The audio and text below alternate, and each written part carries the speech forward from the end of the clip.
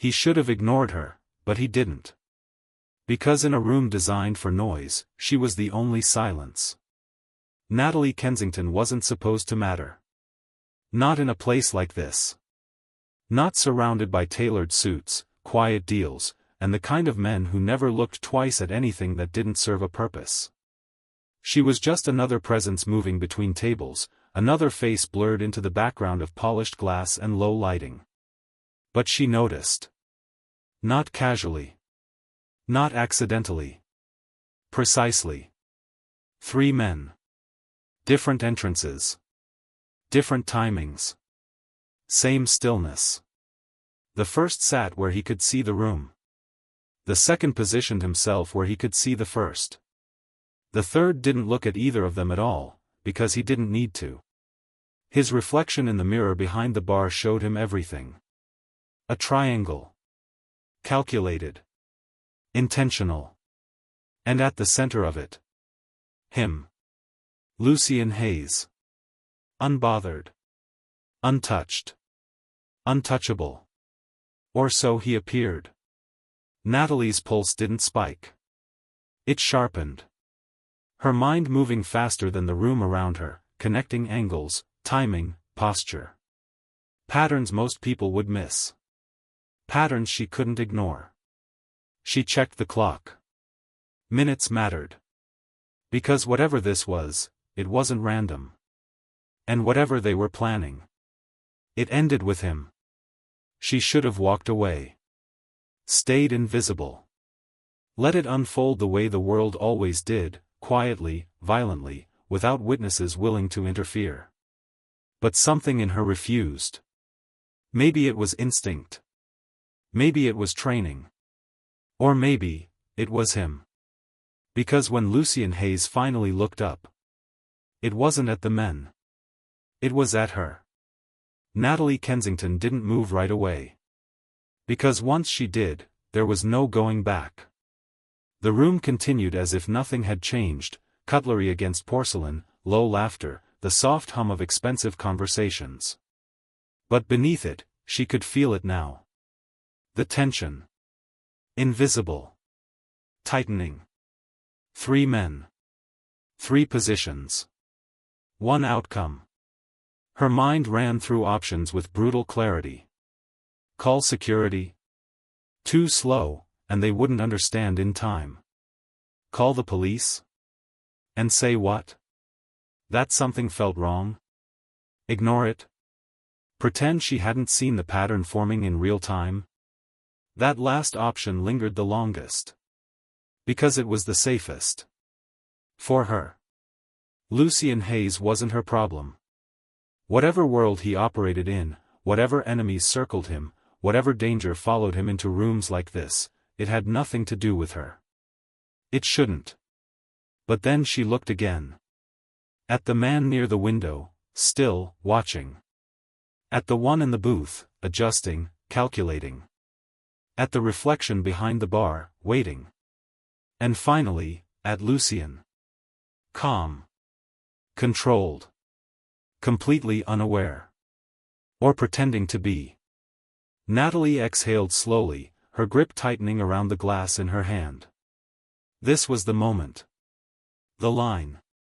The exact point where a life split into 2 versions, one where she walked away and forgot this ever happened. And one where she stepped forward. And changed everything. Don't do it, a voice in her head warned. She ignored it. Because some instincts weren't meant to be silenced. They were meant to be trusted. Natalie straightened, forcing her expression into something neutral, something invisible. Then she moved. Not fast. Not hesitant. Deliberate. Toward the one man in the room she had no business approaching. Toward Lucien Hayes. Lucien Hayes didn't look up when she reached his table. That alone should have stopped her. Men like him didn't miss movement. Didn't allow proximity without permission. And yet, he continued reading the document on his phone as if she were nothing more than another passing shadow. But Natalie Kensington knew better. He was aware. He just hadn't decided what she was yet. threat, or irrelevant. "Sir," she said softly, placing the glass of water on the table with steady hands. "Your drink." A beat. Then. His eyes lifted. Gray. Still. Unreadable. And for a fraction of a second, the entire room disappeared. It wasn't intimidation. It was precision. The kind that didn't react, only assessed. Natalie leaned in slightly, just enough to appear professional. Just enough to keep her voice from carrying. "Don't react," she whispered. Nothing changed in his expression. Not a flicker. But she felt it. His attention, sharpening. "There are 3 men watching you," she continued, her tone controlled, quiet. Window.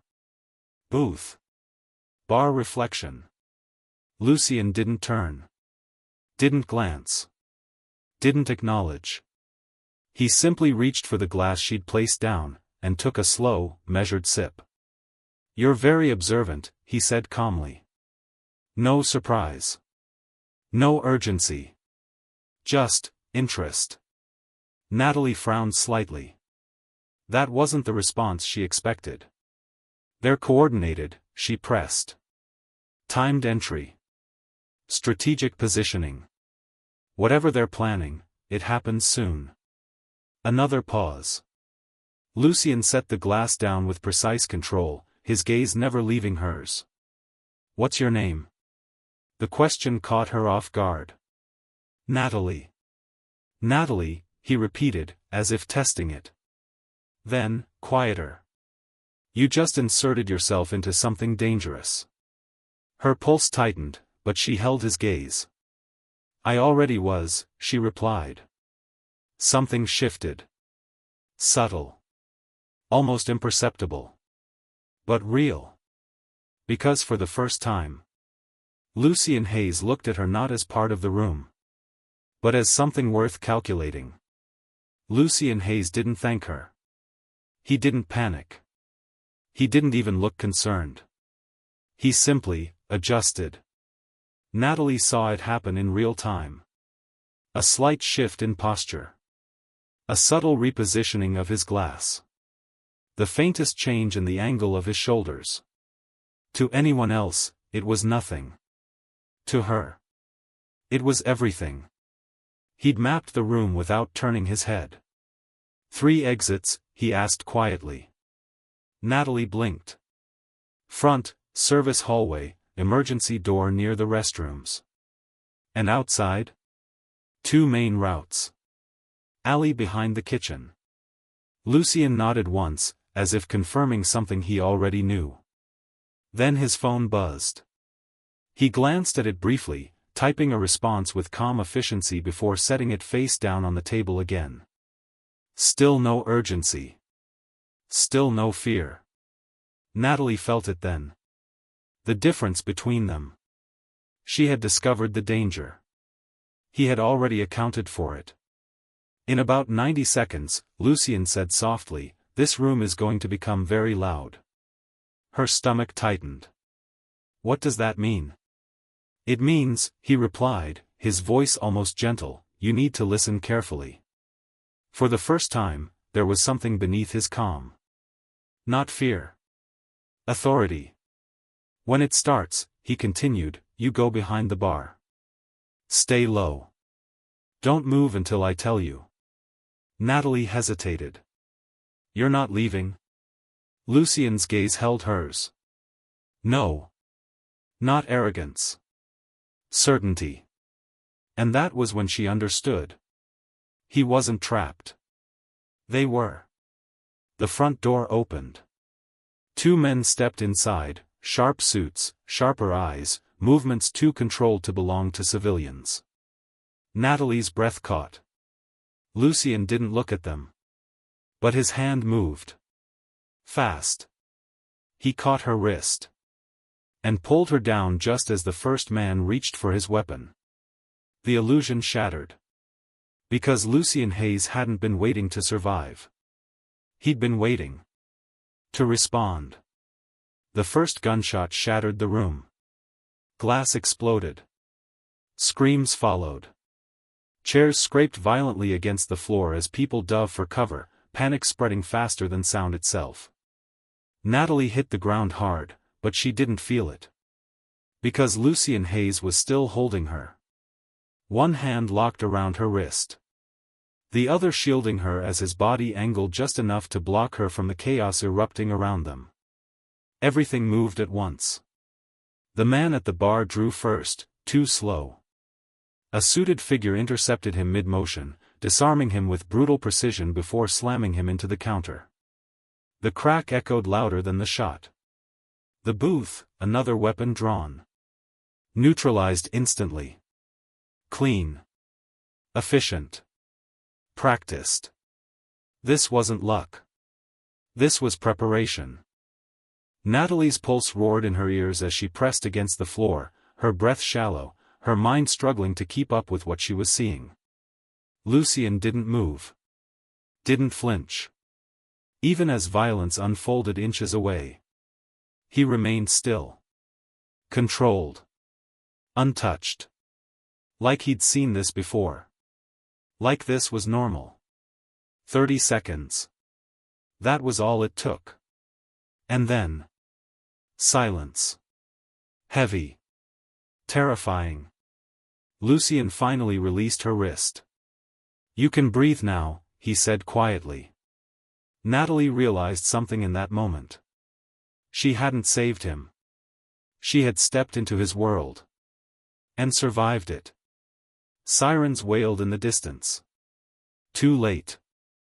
Natalie Kensington pushed herself up slowly, her hands still unsteady, her pulse refusing to settle. Around her, the room was frozen, people shaken, whispering, trying to understand what had just happened. But Lucien Hayes? He adjusted his cuff.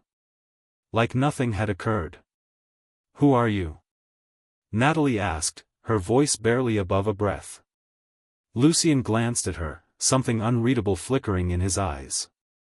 "A man who survives," he replied simply. That wasn't an answer. But it was enough. Movement behind him, his men already clearing the scene, efficient, silent, invisible to anyone not looking closely. The world was resetting. Like it always did around people like him. Lucien reached into his jacket. Natalie tensed. But he only pulled out a card. Matte black. Minimal. Just a name and a number. He placed it in her hand, closing her fingers around it with deliberate calm. "You saw what others didn't," he said. Her throat tightened. "That makes you valuable." Not a compliment. A statement.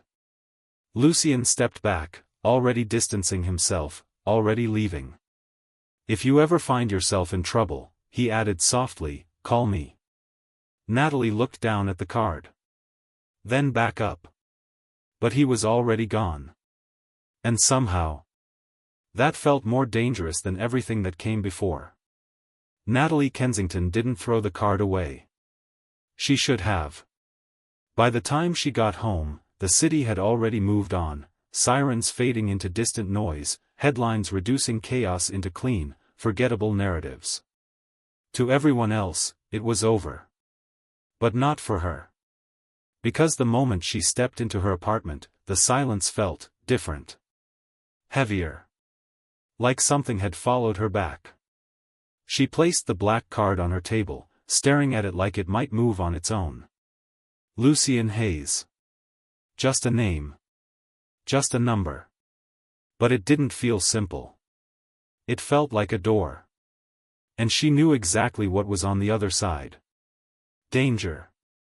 Power. A world she didn't belong in. But couldn't stop thinking about. Her phone buzzed. A message from her friend. Another from her mother. Normal life, reaching for her, trying to pull her back into something safe. Predictable. Small. Natalie exhaled slowly, running a hand through her hair. She could ignore it. Forget him. Walk away before this became something she couldn't control. That was the smart choice. The safe choice. But her eyes drifted back to the card. And the truth settled in quietly. She wasn't afraid of him. She was curious. And curiosity had already cost her more than she realized. Morning didn't bring clarity. It made everything sharper. Natalie Kensington stood by her window, the city stretching beneath her like nothing had changed, but she felt it now. The shift. Subtle, but irreversible. Her old life was still there. Same apartment. Same routine. Same expectations. But it no longer fit. Her phone lit up again, calls, messages, reminders of a version of herself that suddenly felt distant. Safe. Predictable. Replaceable. Her gaze moved back to the table. The black card. Still exactly where she'd left it. Still waiting. Not demanding. Not pressuring. Just existing. That was the dangerous part. Lucien Hayes wasn't chasing her. He didn't need to. Because he already knew. She would come to him. Natalie picked up the card, turning it between her fingers, feeling the weight of a decision that didn't feel like a decision at all. She could walk away. Pretend none of this ever happened. Or she could step forward. Into uncertainty. Into risk. Into him. Her thumb hovered over her phone. A pause. One breath. Then she dialed. The line rang once. Twice. And then Natalie. He already knew it was her. And just like that, there was no going back. If this story stayed with you, tap the like button, subscribe so you don't miss what comes next, and drop a comment telling me where you're watching from.